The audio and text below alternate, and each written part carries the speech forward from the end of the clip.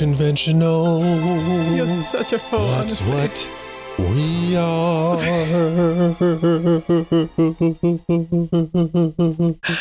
That's so not the vibe.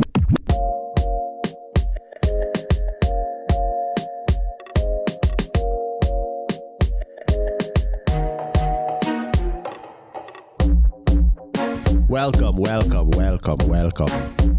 All right, part 2. We are back with part 2. Yeah, there's just a lot to talk about, obviously. We unpacked a lot in part 1. I feel like there's going to be like a lot of PTSD after this. From these games or just from COVID? COVID. You're probably right. Because we're still in the survival mode. So we all think we're cool, but it's not until you come out of it. And I can't imagine what athletes must have gone through to have to deal with all they did to prepare for the Olympic Games in a pandemic. COVID was obviously one of the bigger themes of the 2021 season, but there were many important themes that we don't want to forget heading into 2022. So what we're going to do as athletes are in fall training right now, throwing up, we're going to revisit some of these themes and important things to remember as we head into 2022. Before I die, I need to go to a U.S. Olympic trials. I'd rather go there than the Olympics, to be honest. Well, except for in L.A. You've been to a couple Olympics, dude. Well, maybe that's why. Olympics in L.A. is going to be... We should plan to do that. Yes. The Olympic trials. Go to the trials in L.A. because we've got people there. Yo, just spend the whole time there, yo. Go to the trials. And stay. Go to the Olympics. Like some of my peeps live in L.A. Don't even have to pay those extortionate hotel prices. Yo, that's the move then? Or we're just going to spend the whole 2 months in LA? Yes. Okay. But anyways, U.S. Olympic trials. Some of that Hayward magic. It looked good. It looked really good. It looked really good. I liked some of the stuff they were doing. They brought some extra stuff. I like the fact that they had Trey Hardy and someone else doing like the commentary for the field events, like at a separate little location. So over to you, Trey. And then they'd go over and then they'd be like, yeah. And then he'd be like, yeah, we've just been doing this and this is what's been going on. Da, da, da. Okay, back to you. But that was one of the first indicators to me that people were listening because we said there should be dedicated commentary for dedicated events. Yes. That was one thing. Then all of a sudden we're watching the trials. We see cameras in the warm-up area. That's what we were saying. We're like, yo, imagine they are listening to this podcast. I need to talk to Otto Bowden about this. I know he listens to our podcast all the time. He might have said I won 2 here and there, which is fine. I just want to see the sport grow. One of the things which I really, really liked were the little videos of certain athletes that they had followed to their hometown to give more of a voice to athletes off the track. So we get to know them. So we have a connection. Dalila Muhammad stands out to me the most. I really like that Dalila video. I really did. You know what? It's because to me, Dalila was dry as a person. I'm just saying, like, I really love her as like an athlete, but like I didn't know nothing about her. I couldn't even put my finger on it. And she's not dry. She's not. No, she's not dry. My perception of her was dry. Absolutely. Because I wasn't able to put my finger on what type of person she was from what she was giving. All I'm thinking is, she's dry, man. Yeah. When I watched that video that they did of her, she ain't dry. But because she was quite quiet and understated, it's like, who is she? What is she? That little video that they did of her, it was just so interesting seeing her family life. It just was like, humanized her. Very eclectic. Ooh, big words. I just really just got brought into who she was. And then I'm rooting for her. Yeah. They did a few of those. Yeah. They did one for Sydney too. Well, obviously. Yeah. So overall, the US trials was a good look. It was a good film. look. But the only thing is, there was something leading into the trials that was kind of, I don't want to forget about it. The Shelby Houlihan situation. It was a tough one. Do you want some Nandrolone with that? Yo, that was a crazy episode too.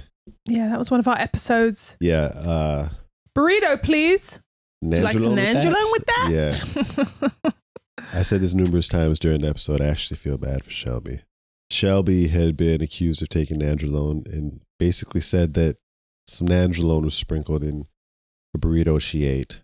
Not sprinkled. I'm being polite. Well, it was in some of the meat, the beef or the pork or because who knows? Because there was a few different types of versions of what meat was in the burrito. One minute it was this, then it was that. But apparently that meat had been injected with Nandrolone. It's a very thorough excuse. And then it got contaminated. She ingested it and then tested positive from that. But with the recent developments, apparently that wasn't the truth. But let's just backtrack a little bit more, back to when it happened and how the whole entire freaking media, people were just backing this. She didn't do it. We stand with you, Shelby. I had a coworker send me some article on basically how meat can be contaminated and how this can lead to a positive test. Basically trying to give me an excuse to how this possibly could have happened. I guarantee if it was anybody else who had tested positive in the past, black, that had some melanin. Yeah, there wouldn't have been hey, Anson, take a look at this article because this and this and this could have happened and contributed to the positive test. Me and you were sitting there analysing like we're behavioral scientists. Yeah. Remember, we were sitting there like, when you look up to the left, it means that you're lying. That's what, she's Did you lying see? about that. We sat there really thinking that we knew what was going on. But obviously we were clearly right. The recent developments show that there's no way that she could have not done it purposely. There's still a very slim chance that she's still telling the truth. Well, she appealed it. The Athletics Integrity Unit released a 44-page detailed decision into Shelby Houlihan's case, where their panel issued their conclusion into her positive test for nandrolone. The Court of Arbitration for Sport has upheld her 4-year suspension. The explanation proposes a cascade of factual and scientific improbabilities, which means that the composite probability is very close to zero. In addition, Cass said the concentration of nandrolone in Houlihan's sample was 2 to 3 times higher than the value reported in scientific literature, which regards to much more significant quantities of mature uncastrated boar.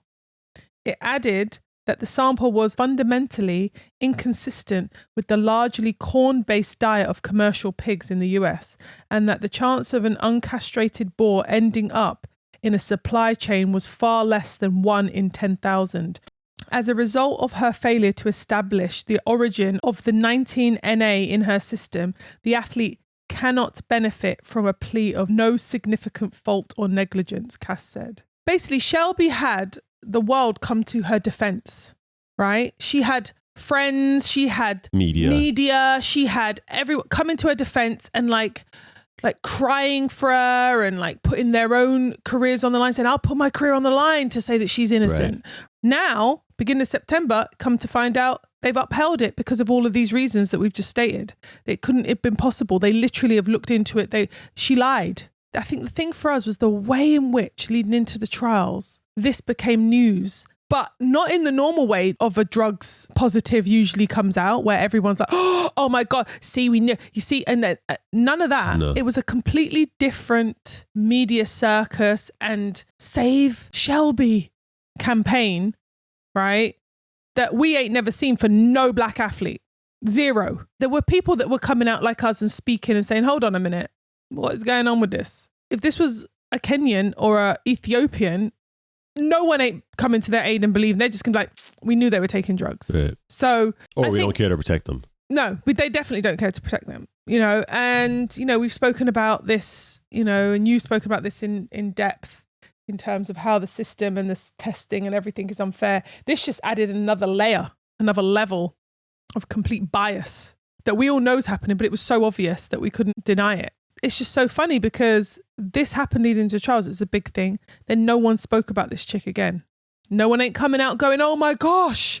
She lied. She lied. It's impossible that what she said could have been the truth. Everyone just stay quiet now. She's not being dragged through the mud. Imagine, okay, I hate to say this, but if it was somebody black, imagine how they would have gotten dragged through the mud after being accused of actually lying now, and how the proof states that what you were saying could not have been true. Hardly anyone even spoke about this. It wasn't even a thing. Like you could have missed this. It was a 1-2 tweet. No one even spoke about it. It would be front page. It would. And it was interesting because obviously Brianna McNeil was also under some sort of suspicion. She had been banned for tampering, but she had appealed it and they allowed her to run in case that her appeal was accepted and she was reinstated, but she wasn't. She came second, a close second. She came a very close second after Kenny Harrison. Yeah. But then after the trials, they were like, no. Yeah. And she got rinsed. Oh my God. After it was upheld, she got rinsed. Shelby's not getting rinsed. I mean, Shelby isn't dealing with the Ha ha. She didn't deal with nothing. I haven't heard anything. I didn't see nothing hardly. There's been nothing. I just saw a quick little 1-2 things and that was it. No one was talking. It wasn't a talking point. It's not a thing. But then the trials did happen. Some people really made a mark. Sha'Carri obviously made a mark. Sydney obviously made a mark. Rye Benjamin. Grant Holloway almost broke the world record. And the thing is, he's been disappointing to me all season. Coming from indoors, when he broke the world record and ran 7:29 over the hurdles indoors. You know, this year I've had a little love affair with the hurdles. I think he actually really turned me on to the hurdles. I've always liked the hurdles though. Right. You know, it's a bit like jumping. And so I think I had a bit more of an expectation because he's just such a beast. He's just such a phenom to me, physically. You just look at him, you're like, if he does that indoors, what is he going to do outdoors? He's massive. He just seems very domineering. You're going to be way better outdoors, right? Because you've got a few more hurdles. Your end part of your race must be better. This dude came out and I was like, what is this? Okay, maybe, okay. Then again, okay. I don't think he got under 13 seconds. Maybe my view is skewed now. I think it's that like lack of that excitement we spoke about in part 1. That just excitement's gone. So we need to be filled with something that gives us something. Yeah, and I need performances. They're not going to have entertainment. You better be putting some stats up. It's very stat based right now. That's just what it is. It's very stat based. We're very superficial at the moment in the world. If there was something else, like you're saying, we wouldn't be so caught up in the stats. No. NBA basketball is entertaining because we like the figures and all that stuff. We don't really care.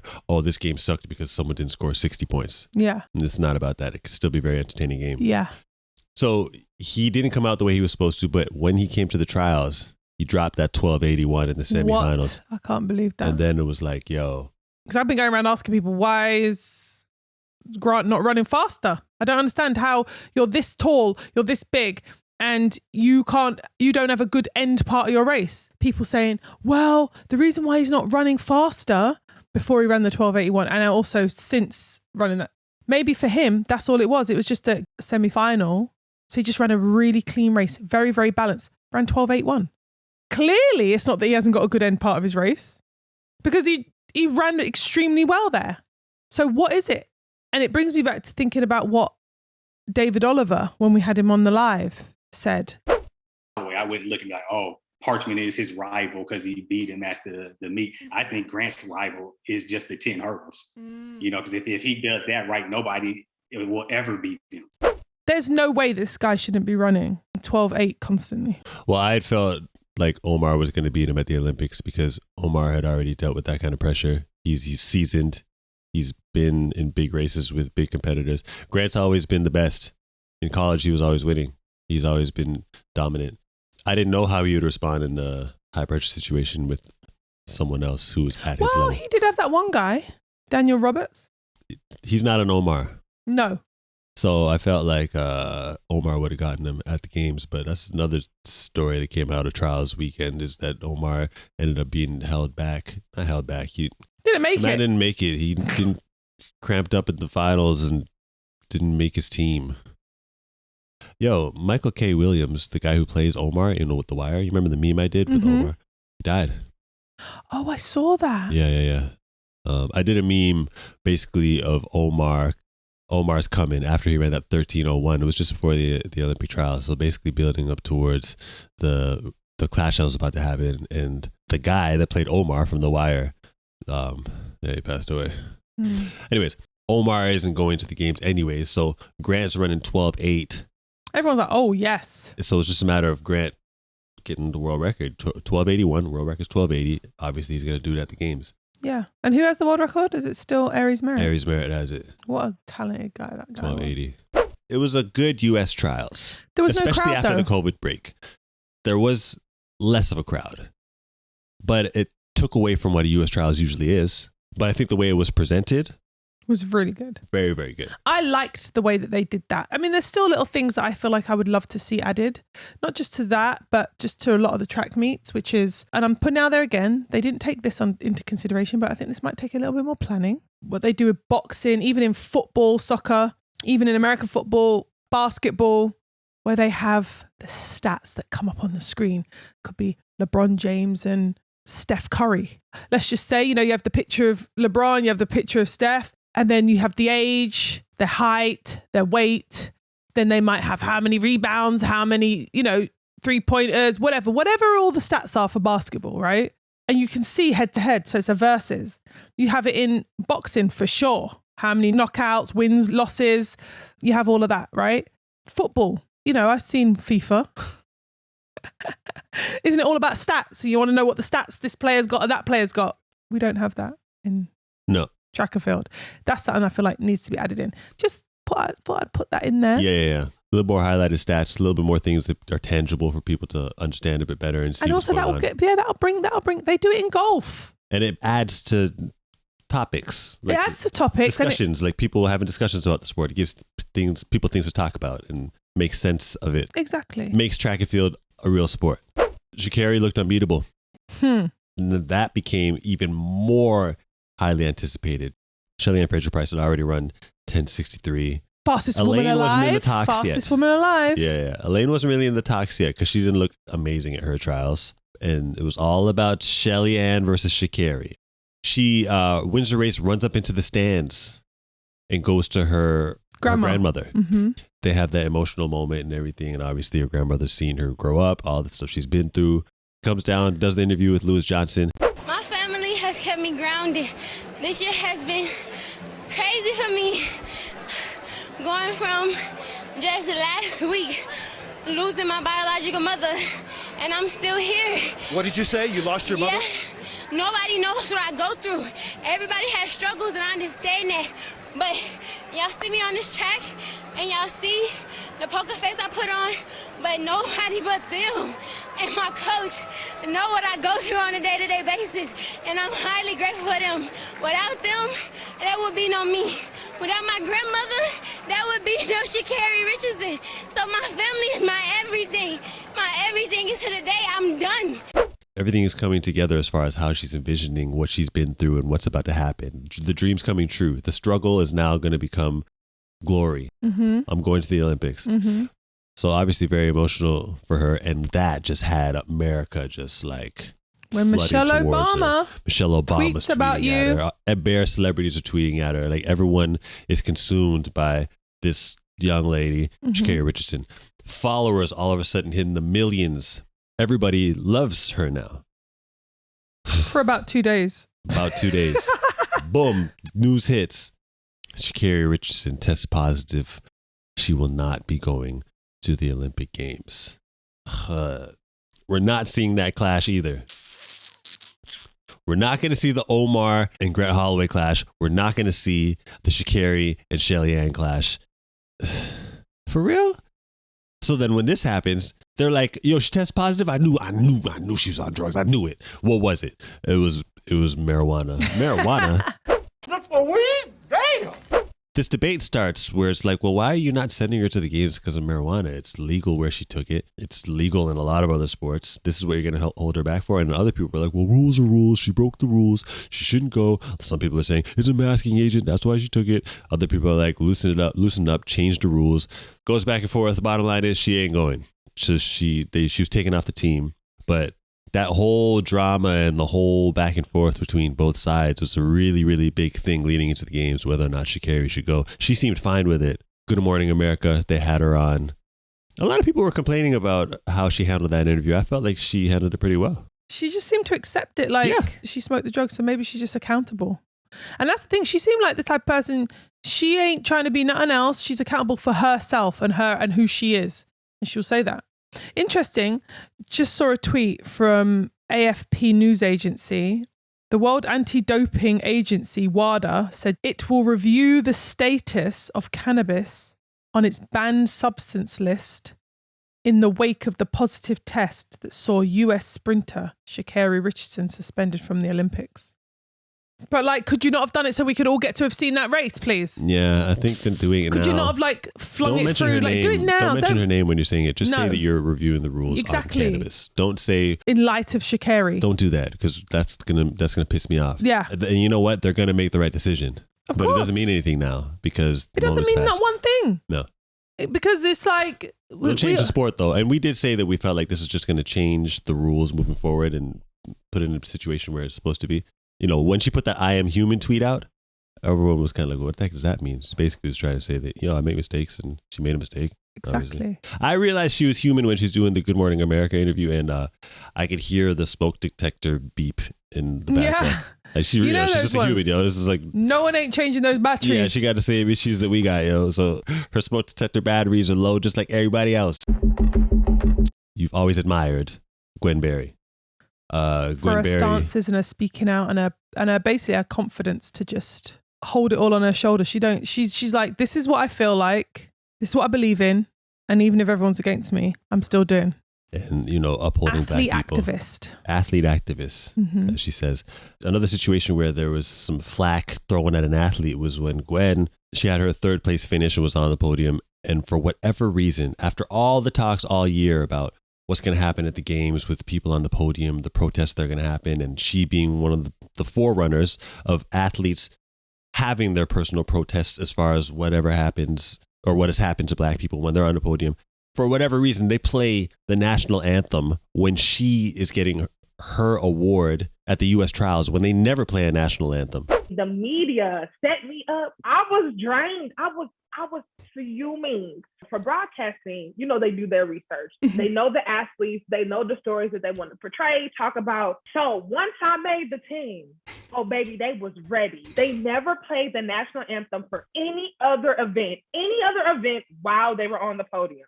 They played the national anthem every day before the first running event, right? And why would they play the national anthem while athletes are on the podium? We're all Americans. This is what I was saying. And baby, when I tell you they did their homework on me, they knew how I would respond. So the crowd was to the left of us and no one was to the right. They only let people sit to the left of us. Baby, Getty Images had a cameraman to the right of us. Getty had some people right there waiting for me. There were some perfect photos. But I'm the victim, right? I'm getting hit from behind, but I'm the evil person. You're the bad guy. You're the one that hates America. Right. It's just like, okay, America. But She was another one that spoke about the mental health side of things. She hasn't got necessarily mental health issues, but a mental health issue would be, to me, also dealing with all and everything she went through and all of the backlash she got from after the US trials. I'm talking about she was on everything. People were hating her. Government were talking about her. News channels were talking about her. Death threats. Like, it was crazy. You hate the flag. You shouldn't be. It was berserk. Humans are so weird, bro. Like, we hate each other so much. Why? It's the weirdest thing. Like, why are we the only creatures that are so combative to the point where we literally try to destroy people with words and notions and policies and systems? It's just what? But she was dealing with all of that, and she spoke about how exhausted that made her. And then actually, when she got to the Olympics, she didn't perform how she really wanted to. She had done a lot leading into the games as far as making athletes feel like if they want to take a stand, take a stand. But at the games, it actually didn't really happen. Well, track and field, it didn't happen at all, except for with Raven Saunders. Yes. Leading into the games, the IOC would not let people know what the punishment would be. Yes. So there was the scare tactic where they were like, look, we don't know what's going to happen to you. Just don't do it. We don't know what we're going to do to you. We're going to do something. Just don't do it. You can come to terms with the decision that you're making when you know what the punishment is, right? So say I know I'm going to get punched in the face if I do this. I'm making a very distinct decision. Okay, I'm going to do this because I know I'm about to get punched in the face. Now, if someone says, if you do this, I'm just letting you know something's going to happen. It's kind of like... There's just no parameters. Right. So it's kind of like, I don't know if it's good, don't know if it's bad. I feel less inclined to do it, right? Yeah. So they wouldn't say what they were going to do. So strategically, I kind of see the chess move. I believe that everybody should act when they are ready, when they're willing, when they're comfortable. Because a lot of people have a lot to lose and a lot of people have mouths to feed. So in that regard, I feel like the athletes who were ready to speak out, like Raven, but hers was not a protest, it was a statement. It was a statement, yes. If I had made that podium, y'all know what we were like, oh my gosh, please. I wanted to make that podium so bad. That was anticlimactic too. But that was like to me, that's like this whole year. I think the year that we've been through as human beings on this planet with this pandemic, we've had to adapt to things we would never, ever, or could never believe would ever happen to us. I'm talking about what this pandemic has put us in, what situations we've been put in, right? There's no way 2 years ago, if someone said, we were going to have a pandemic, the whole entire world was going to get locked down, you were going to be put in a situation where you have to take these experimental vaccines to save your life. You're not allowed to go out. There's restrictions on travel. You have to basically pay to get tests done every single minute. Wear a mask every single day. Or, you know what, if you don't get a vaccine, you're going to basically lose your job. Whether or not you agree, you don't agree, you gave up the freedom, or it was taken away, or it was restricted, whatever, however you want to, you know, whatever category you fall into, how you're seeing this.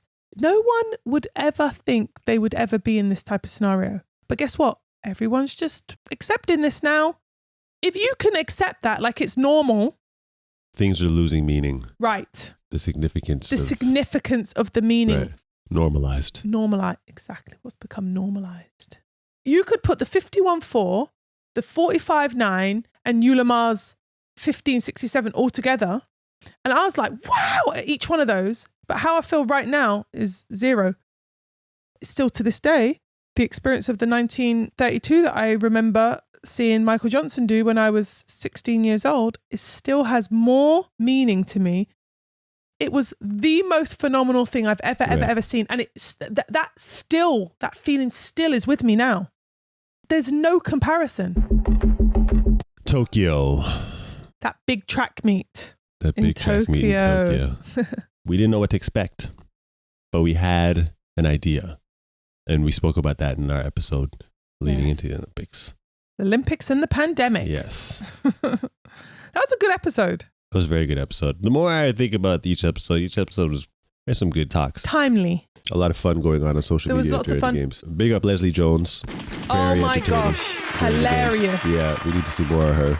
She needs to be the new commentator for real. I would love to see that. Snoop Dogg and Kevin Hart did their little thing, which would have been funny, but they need to add Leslie Jones in the mix, and then it's going to be what she came with was a little bit more. I don't know. I just felt like she was a bit more tied to the games. She loved it, especially the track field. We did lots of little bits and bobs. I loved our little the preview videos. Our little preview prediction videos. We did those. They did. We did well. We did. We didn't do too badly. Our predictions were pretty on point. If anyone hasn't checked them out, they should go and check them out.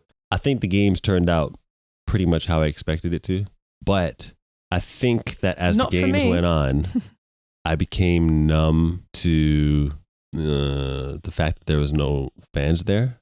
But after every moment, I always thought, but if the fans were there though, I couldn't help it. Camera angles were great because you couldn't really always tell. And then the seats, they made all different colors, so it didn't look like a bunch of just emptiness.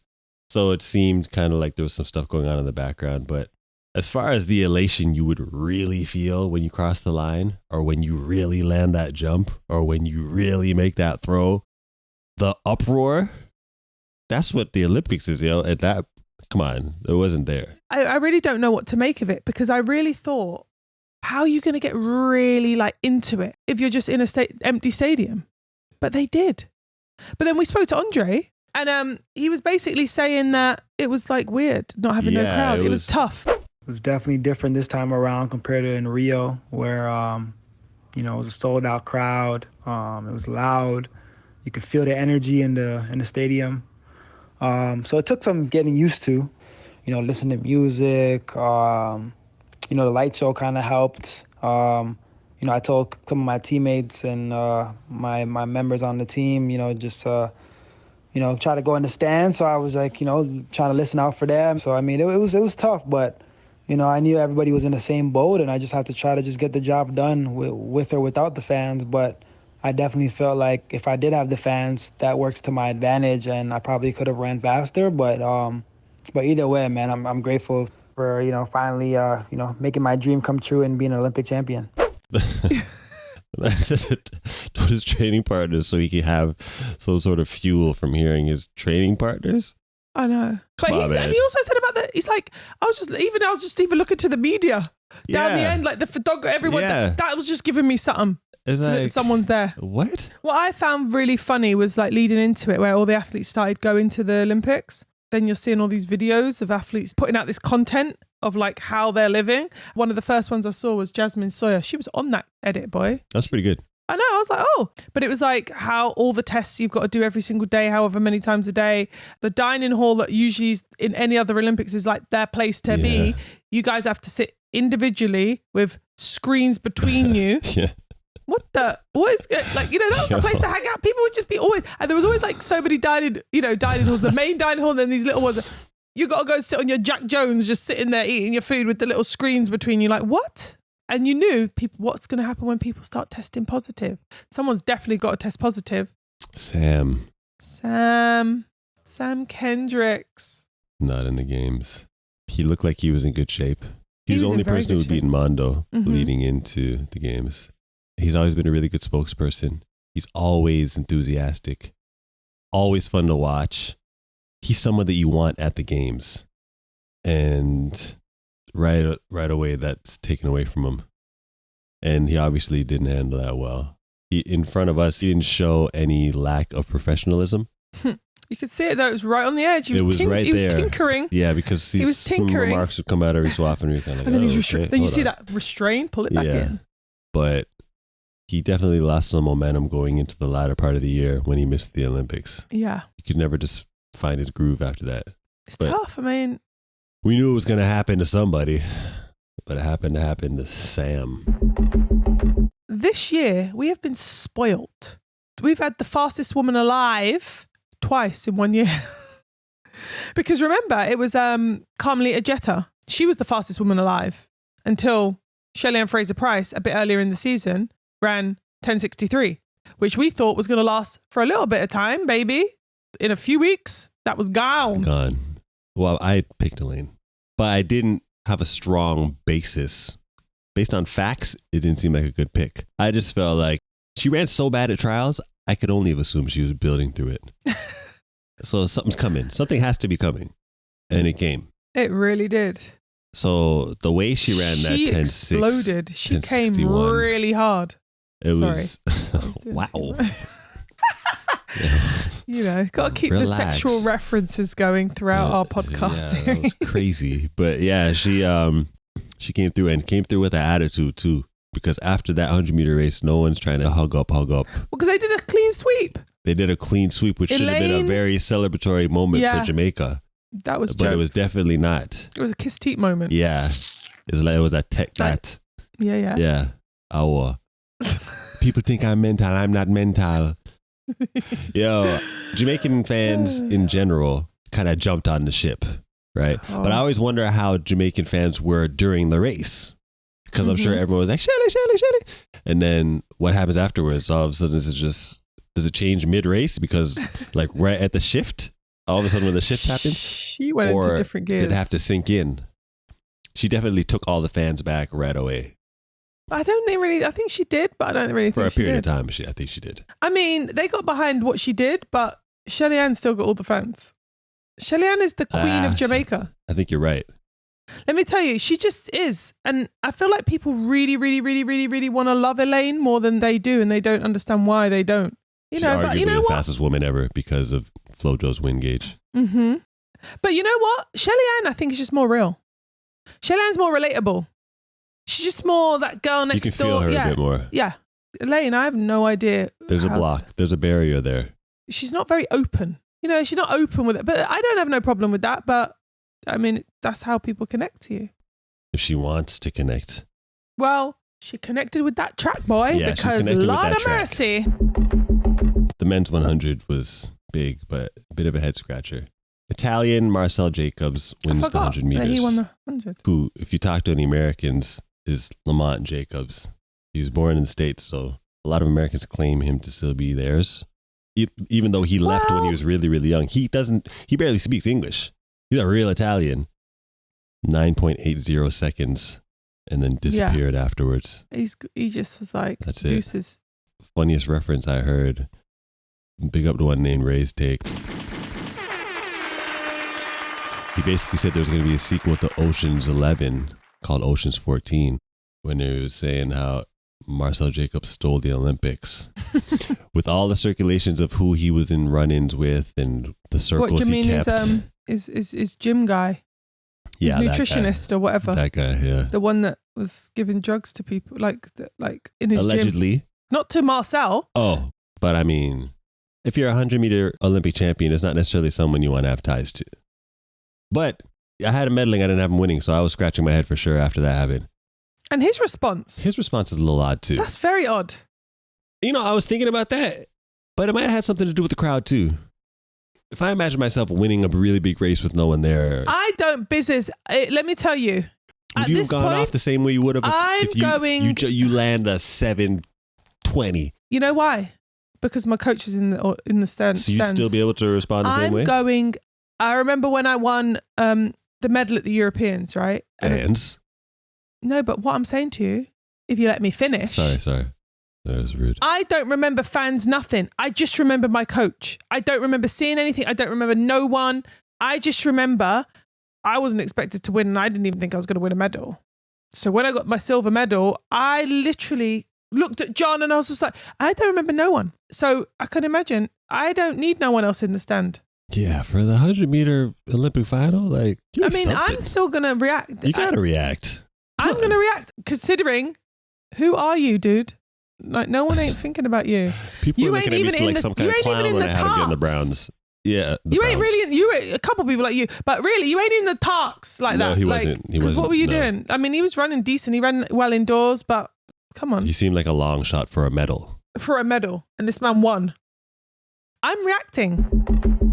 The 4 hurdles, both of them, which finals were in the daytime. I want to punch that rule in the face.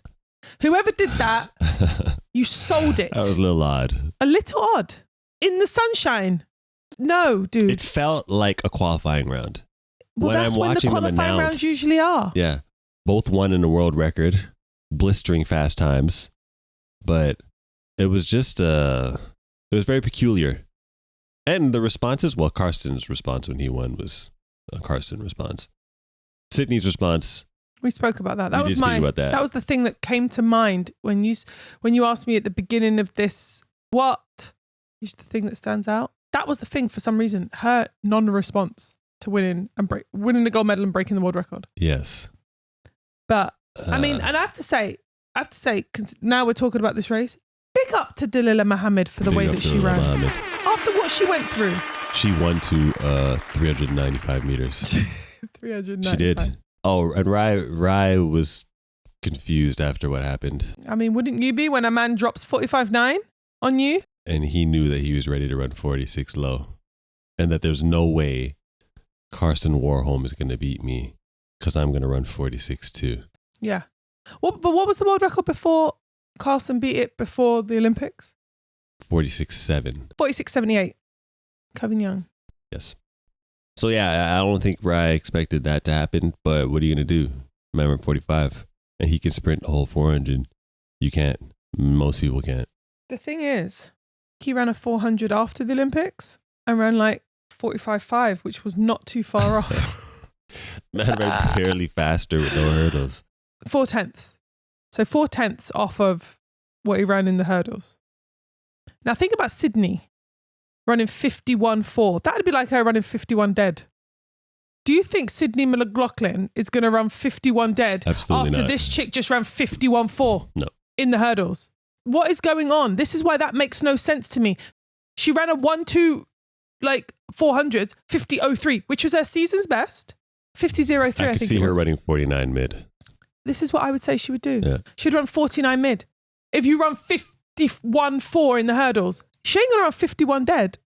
That makes no sense. This is what this dude just did. I have a question because there was a lot of debate about that being the best race in history.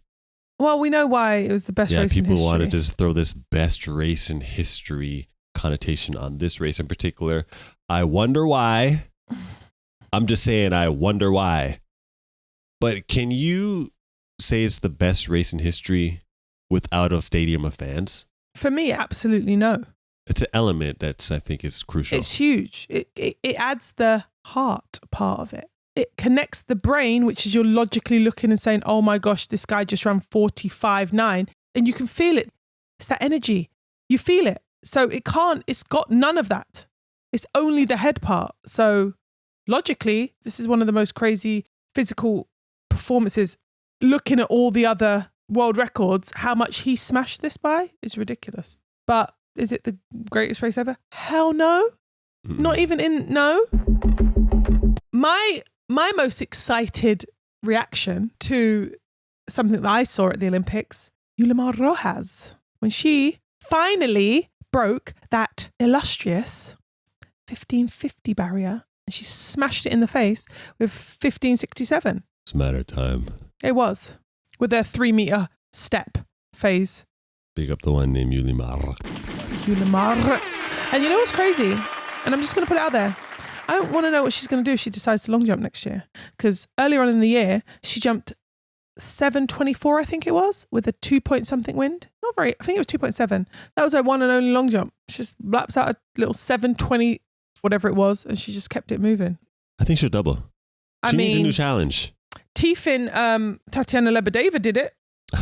Tief. I can say it now because she got banned. Because when I used to say that before she actually got banned, when we all know she was doing it, but yet she hadn't had the actual test, I was bad mind. But now she's a Tief. So that Tiefin one, she actually doubled up at the 2004 Olympics and the 2008 Olympics. 2004, she got a gold in the long jump, which was the event I was in.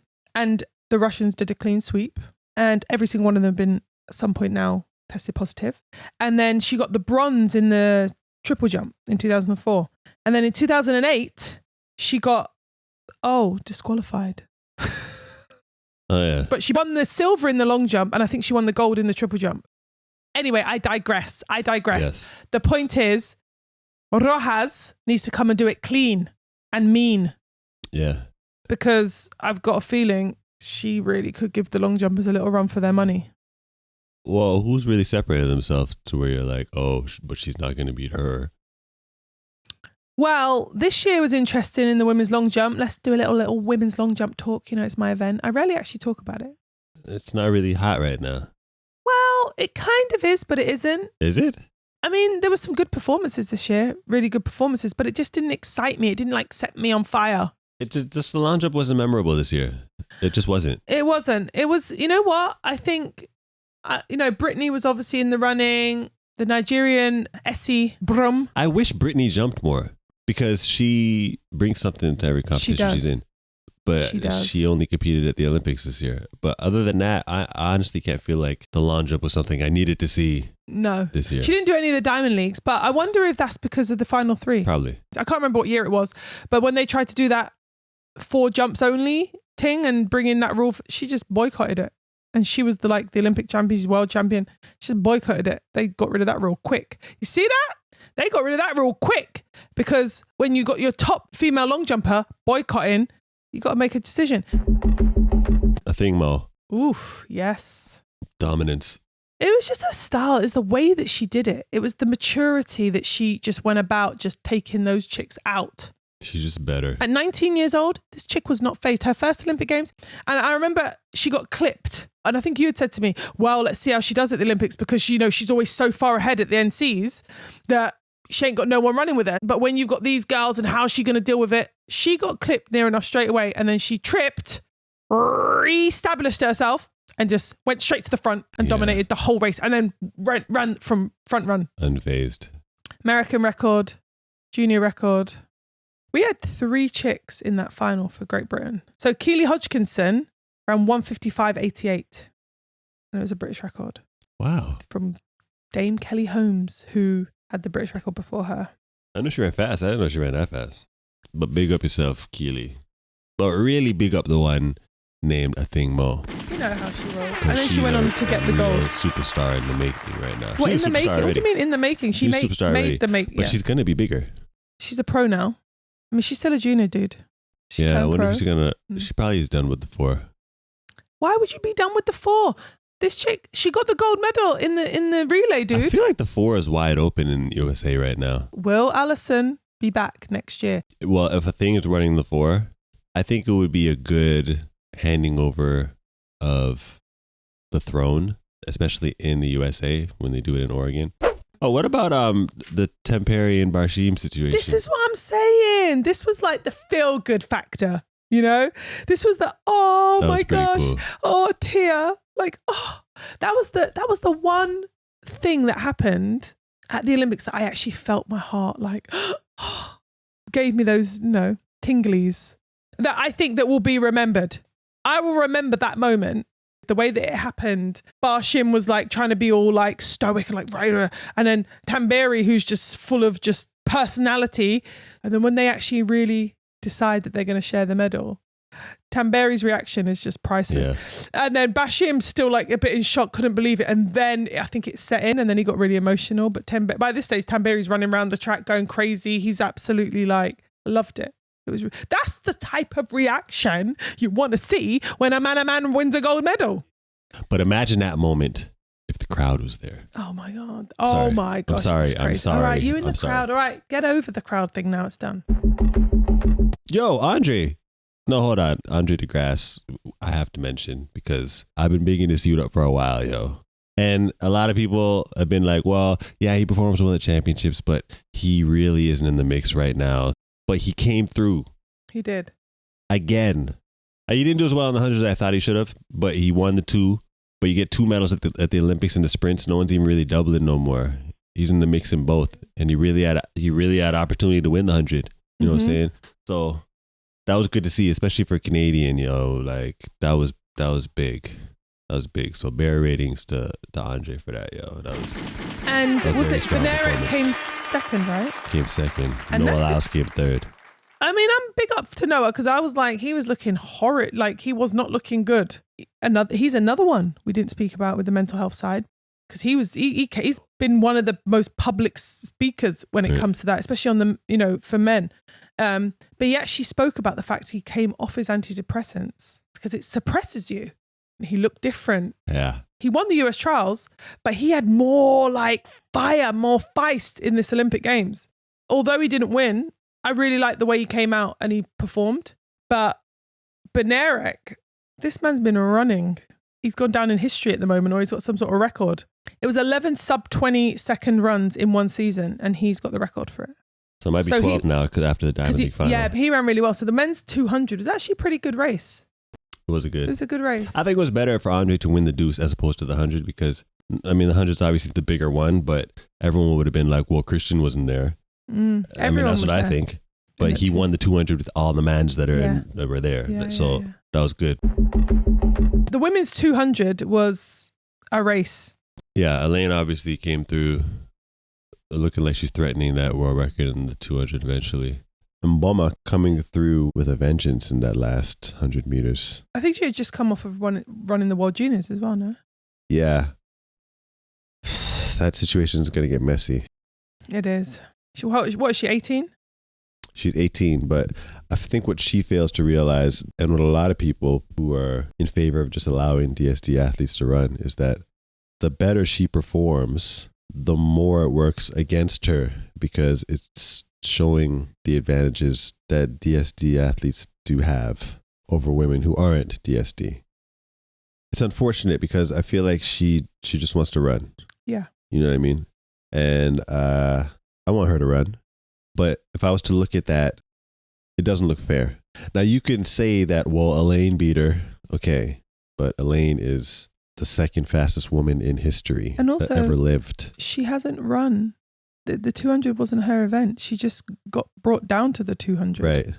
Elaine is a seasoned sprinter that specializes in the 100 and the 200 and has done it for an extended period of time now. Reigning Olympic champion in the 200 and the 100. And Mboma is 18 years old and just decided to start running the 2. Ragged technique.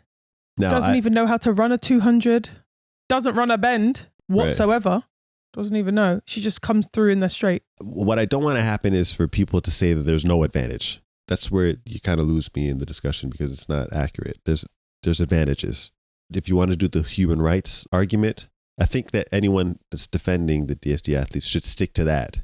Don't try to convince that there's no advantages because there are some significant advantages when you're talking about the statistics when it comes to testosterone levels in women and in men and in DSD athletes.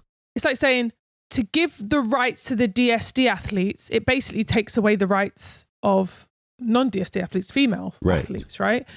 So that's the thing that can kind of confuses me a little bit. If we're talking human rights, yes, it's kind of who you choose to validate. But everyone's valid. But everyone is valid. But it's like if you choose, you're choosing who's valid. Yes. But you've got to choose what it is. And so for me personally, I feel like the female category needs to be a protected category, and absolutely DSD athletes and other, whether it's transgender athletes, they can have another category, or there can be an open category. This is what I think it should be. A protected category, like they do with other, with weight class and age and all of these things there. But this needs to be protected so that women who have been born women get to compete under as fair a circumstances as possible without saying you can't compete. You can compete in the open category. Right. I think what I'm confused by is why that's not an option. I have no idea. I don't know. I've never gotten a clear answer on that. Why isn't it an option to have an open section? I have absolutely no idea. It's fair, I feel. And personally, if there's a significant advantage for an individual based on chemistry or science or whatever may have you, this is something that you have to take into account. I'm not talking about the whole, Michael Phelps has bigger feet and bigger hands and Usain Bolt is tall. We're not talking about that. We're talking about characteristics that separate men and women. Mm-hmm. Now, let me give you an idea of the numbers that we're working with here. So allowable testosterone for women, if it's measured in nanomoles per liter, is 0.12 to 1.79 nanomoles per liter of testosterone. That's allowed. Mm-hmm. So most women are in the middle of that, right? That's high end, low end. For men, it's 7.7 to 29.4 nanomoles per liter. For testosterone. So men are significantly more advantageous when it comes to testosterone. And we know that it's testosterone that really greatly separates men from women in terms of strength and physicality. Absolutely. Right? Yes. Strength, aggressiveness. And that levels show why. What World Athletics has allowed for DSD athletes is 5 nanomoles per liter, which is still about 4 times what naturally born women are. So it's still a significant advantage. It's something that you can't ignore, especially in track and field where we're always looking at advantages people are taking and we're so nitpicky on how to get the edge here and there. This isn't like a little nitpicky edge. This is a significant advantage. You can't ignore that. I don't see how you can ignore that. Just shrug your shoulders. Do you know what's really interesting? And you've spoke about this before. I think it was in one of our podcasts. We were talking about like, why is it that athletes in track and field have to go to such great lengths just to get the most advantage by organic everything, because that's going to be so much better for you than you're going to get that little 1,000th of a second more or whatever it is, or 1 centimeter more, whatever. We're talking about food, and this is actually what creates significant performance advantages between men and women. What people will sometimes argue is that, well, it's not helping the actual event. Like, it doesn't help me swing a racket harder or actually have to have technique. You know what? Hey, you're probably right. But the preparation that you're going to do is going to give you a significant advantage, whether it's in your weightlifting, with your recovery, all kinds of things that you're doing. Like, strength-wise, to prepare to make lung capacity, to make you more durable or make you more have a larger capacity to do a lot of things. It's being built throughout the entire season so you can utilize the technique and whatever else you do to become a good athlete. You can't take away from what's done preparation-wise. That's why people take performance-enhancing drugs. It doesn't help you with your sprint technique or how you do anything athletically. It helps you prep. It helps you train. Yes. It builds you into something that can allow you to utilize your tools technically and all that other stuff. People need to be logical about this. I'm not being illogical. I don't think you're being illogical either. You were born and you've always known yourself, because you don't know what's inside you. You don't know what your chromosomes look like when you're born. You just know you've got female genitalia. So you're a woman. And I understand that. That must be difficult. But when you come to the realization that actually, like you've got literally male chromosomes and you have testes in sport, it's an unfair advantage over women that are born women. It just is. Just the same way, and I'm going to say it, as trans women who are men, born men, who have transitioned into becoming women, it's unfair advantage for them to be allowed into the female category. And this is not about trying to segregate them or say you're not allowed to perform. We want you to perform. We just want it to be fair. And most people aren't speaking up about it because of the flack they're going to get. Because of the flack. Not because they don't think it's wrong. Absolutely. People are keeping their mouth shut because they don't want to deal with the heat they're going to get. Because especially Twitter is just Twitter goes absolute off, hell. which is crazy to me. This is every single person who's the most sensitive person. You can't say nothing without someone jumping on it. They're the ones that are going to speak up on Twitter. Yeah. But it doesn't signify what the general public feels. Everybody knows. You're just not going to speak because you can't be bothered. No one's trying to deal with that. No one's trying to deal with that flack. But that doesn't make it right. Honestly, they're not helping with all that aggressive cancel culture, trying to like take people out and get them. Those people are not helping trans athletes or DSD athletes at all. No. They're not helping them. They think they are, they're not. Yeah. There's some athletes out there that are female that find it fine and think that the DSD athletes should be allowed to run with females. There's not many women like that, though. They're the ones that can speak up because, hey, they can say something and no one's going to say anything. The majority of women do not feel like this is fair, but will not say something about it because they're not trying to take the heat. I've spoken to numerous women, you probably have as well, that are active athletes and they are afraid to be honest about this. Yeah, it's true. That's we unfair. shouldn't live in that culture where speaking up and being honest about something that actually makes sense, that has a logical point to it, you're going to get taken out as being some sort of whatever phobic. You know, like you're a phobic someone. You hate these people. You hate them. You hate them because you said that you don't want a DSD athlete competing with women. You don't think it's fair. You hate DSD athletes. No, what? This is the world that we live in. This is why you can't be bothered. But anyway, like you said, I think that Mboma, the faster she runs, and let me tell you, she's gonna run like 21.1, and then it's gonna be like, she might even run a 20.9. She's 18. She's 18. If she gets to her early 20s, she'll touch 20 point. So then, what does that mean for the future of the sport? I guess we'll see. Time will tell, But even us talking about it now, I feel like it needs to be talked about. But who knows how people are going to react to it and what flack we're going to get and how people are going to hate us for saying this.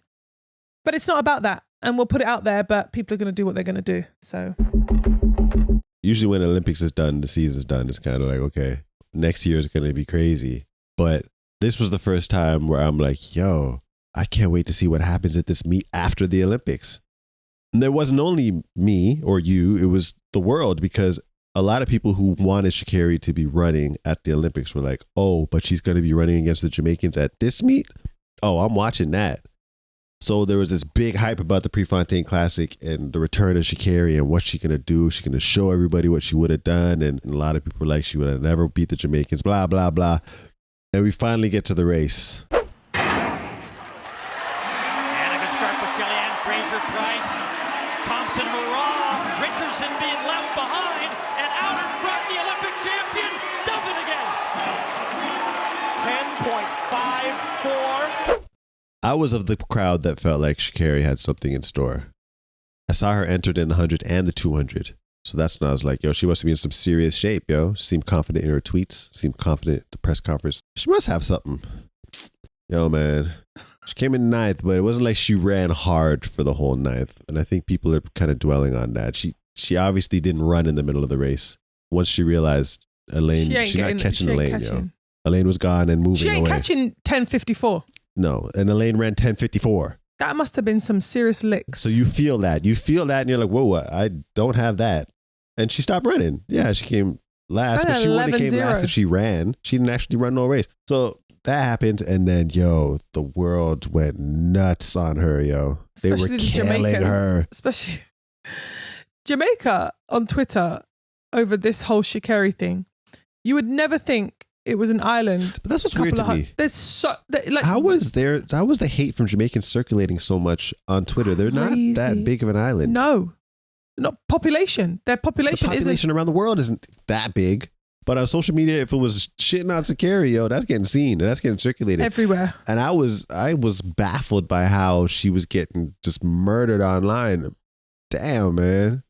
That's the last thing she would have wanted to happen, to come last. And it's the first thing Jamaicans would have wanted to happen. Yeah. So that was that. But big up Elaine for that 10.54, though. Jesus.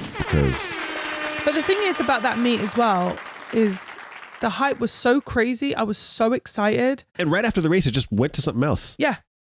So it was like, well, wait, whoa, relax. Did you understand that this chick just ran, and then they didn't even interview her? They didn't interview her. They didn't even talk about what this actually means. No. It's like, what's going on right now? Okay, let's go to the men's 800 meters. What are you saying to me right now?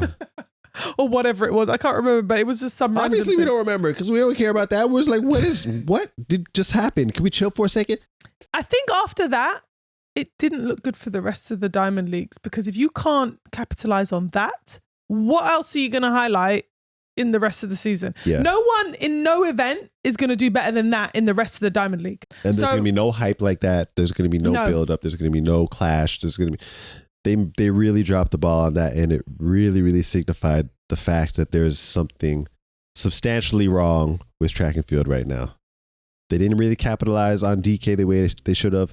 They didn't really capitalize on this whole rivalry with these women at pre the way they should have. No. It's just in a bad place right now, man. Well, I wouldn't say it's in a bad place. I feel like it's in a transitional place for sure. It's a pivotal moment where they're either going to springboard, they're going to learn a lot of lessons or not. But honestly, for the rest of the Diamond League season, it was kind of a little bit like, yeah. Why did they have so many meets after the Olympics? I have zero, because why would you do all of this before, or was it 4 Diamond Leagues? There was Prefontaine, Paris, Brussels, and then the Diamond League final. 5 competitions after. And then they just rushed them all. It felt like it was just weird, and it was okay because we're track nuts. But if you're not a track nut, you ain't caring about watching this. Yeah. And it's just one after another. It's just, then they're just churning it out until the Diamond League final. And the Diamond League final was really good. And you enjoyed the first day of the Diamond League final. Yeah, because they had a really good format and a good setup. Yeah, right. But the crazy thing about the Diamond League final is it was over 2 days. And on the second day, they had 25 finals in one day. Yeah.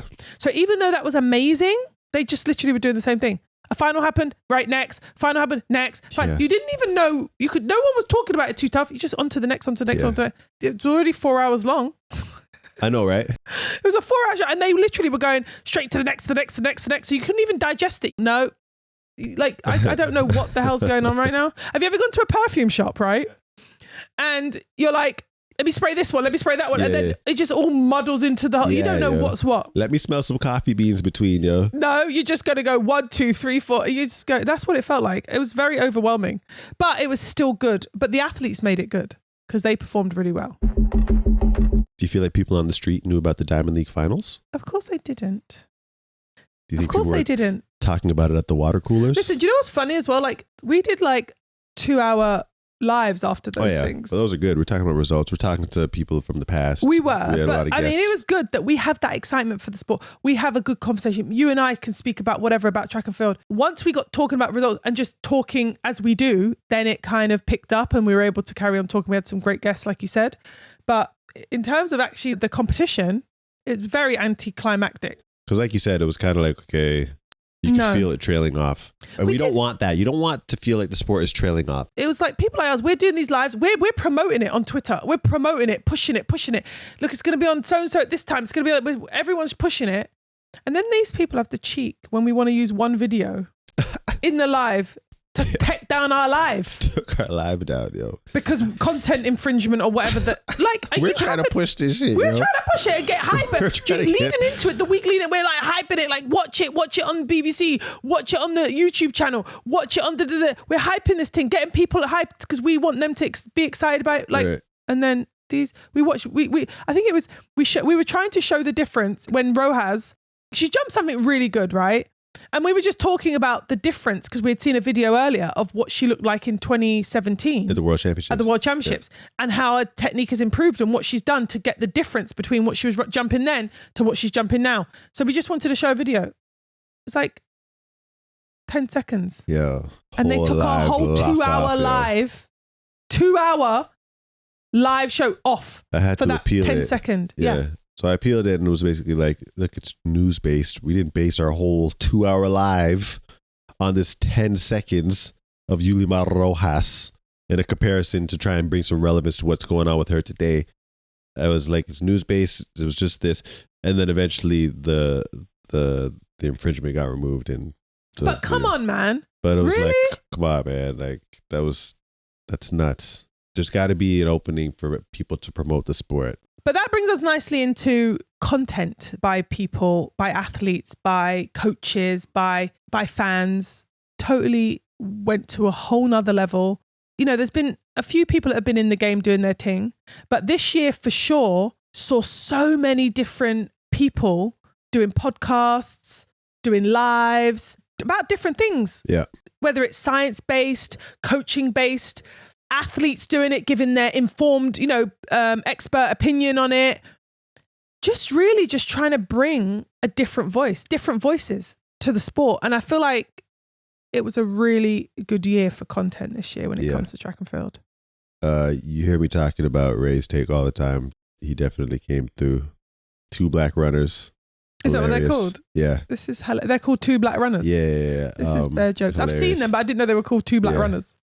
Fast University, culturally, like bringing in a different type of scope to like the stories coming out of track and field. Definitely big. Real Talk. She's that woman who does the one-on-one interviews with the athletes. All the different athletes. Yeah, she was good. Track Girl Summer. Natasha Hastings. Corey Carter. Yep. Killing it on that. And they've got their little vibe. They're like kind of like glass of wine on the bed in their silk like robes, talking about track and field. Stuart McMillan, loves Stu stuff, but he's obviously from a coaching point of view, getting people to put in questions that they wanted answered, and then he would answer it with these cool little 2-minute, 2:20 videos. What did he call them? The AMAs? Yeah. Oh, Track World News. They actually hollered at us right at the beginning. We were supposed to talk to him. We didn't get to go on the show. We didn't get to do something with them. He's got a really good podcast he was doing. 3 Crown Athletics. Bryn Davis. He was always putting those. He's controversial. I like that about him. MJP TV. He's more on like the, keeps the high school and college stuff very relevant. A World's Greatest. That was kind of cool. Oh, yo, they were doing some funny stuff. They were doing some cool content. I like that was unique, and I like seeing athletes in a different type of light. You know what I'm saying? So there was a lot of people doing their thing. So there's been a shift for sure in content creation and people close to the sport being the ones telling the story. One of the granddads of the content, right? One of the ones that have been around for a long time, Flow Track. They do a great job at just churning out the results, and they clearly love track and field. They are in the know. I don't know if they've ever been athletes in their lives. They don't really look like it necessarily. Maybe they have. I don't know. Nevertheless, they love track and field. They've been doing it for a long time, and now they've built up a really good following. They've made it into a business. It's good, but I know that there's been some issues with a few different people. I know Ray's Take has had a few issues. They go over there to the track meet, right, to like Zagreb, and they say, hey, we will give you X amount of dollars for all of the digital content rights. Stay with me so y'all can understand this modern slavery. The meat promoter at Zagreb says, cool, he makes the deal. Here's what happened when he makes that deal. Every athlete that was at that track meet, their likeness has just been sold to Flow Sports. How? Because he made a deal with them to allow them to have full control over all of the streaming media from that event. Make it make sense to y'all. If it hits digital media and it's streamed, it's mine. I bought it. Your meat promoter done sold you out. You sucks, deal with it. That's mine. Take that down. That ain't yours. I don't give a damn if it is you in it. If you've recorded it on your phone over there and send it to your friend over here, they put it up, they own it. If you at your little daughter track meet and your little daughter happen to be at AAU or Biggie, wherever your little daughter at, and they run jump and you record it, that ain't yours no more. You better take your phone, and if Big Mom wanna see it, you better go to Big Mom, you better go to Auntie, you better go to every uncle and pass the damn phone around. Cause you ain't finna put it on Facebook for them to see. You ain't finna put it on Instagram for them to see. Because Flow Track says, if it becomes digital media, it now belongs to us. That is devilish. That is devilish and brilliant at the same damn time. This year, where there's been so many other people coming through and so many other, so much content coming out, I feel a little bit like they've got a bit of a stranglehold. A stranglehold is a good word. On track and field. Meaning like, yes, you have been doing it for a long time and we respect it and we love it and we big you up when we see something or whatever. But they've clearly made it into a business. But the problem is for me, they are not the voice of track and field. Right. And for us to be able to give a whole voice from different perspectives, it feels a little bit like they've got that locked down. There's something very wrong about that. That can't be the way. You can't be the only voice for track and field. No. You're not the only voice for track and field. No, you're not. We're trying to spread the word of the sport to try and save the sport because the sport's kind of dying. Now, Flow Track has done a lot for the sport. Yeah. Will they save the sport? No. Is there help that's needed right now to save the sport? Yes. Do they own track and field? No. Well, hold on. Hell no. Hell no. And the thing is, their voice, when I watch their stuff, it's very like, get it out, churn out, which is great. You can go there to get your results. You know, they're going to have it out straight away. Great. That's not our style. We're not going to come out with some results and talk about whatever race and straight after. They do. Great. We love it. But what they do is very specific. What we do is different.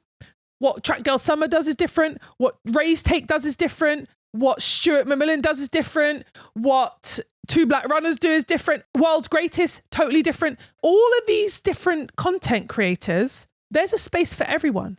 But you can't like lock down and not allow there to be a space where we can't use certain things because guess what? You've now been there for so long. You've made it a business and now you're doing basically what the Olympics does. Using the athletes, you create a business from it. You're putting the business ahead of the sport. Yes. You're not thinking about the athletes. You're not thinking about the sport. Are you sharing any of your earnings with any of the athletes? Have you said, I don't know. If not, cool, but let it, like, don't stranglehold it. There's way more people coming out that have voices that are relevant and matter in the sport. Yes. It gives it authenticity. Right. And that's what's going to be necessary to save the sport. Not just getting the news out about the stats and what happened. It's all the different vibes, all the different energies. It has to be, yes, we have to bring people into the real sport. And that's when it's going to be saved. Something to think about for them, because while they may feel like they're helping the sport, they're not. And while they may feel like what they're doing is for the betterment of the sport, it's not. And if they think this is respectful of the sport, it's not.